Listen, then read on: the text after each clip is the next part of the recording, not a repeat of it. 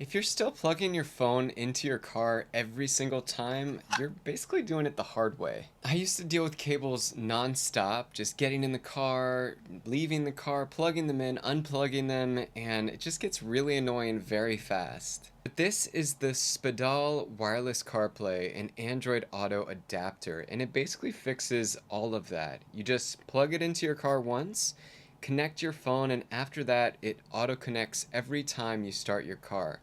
There are no wires that come in this little box. It's basically just this and a little user guide if you wanted to use that as well. Your CarPlay or Android Auto just pops up instantly whenever you do use this, and it works for both iPhone and Android, which is huge if you share your car. It's got Wi-Fi 6 and Bluetooth 5.4, so everything is fast. Music, maps, calls, there's no lag whatsoever.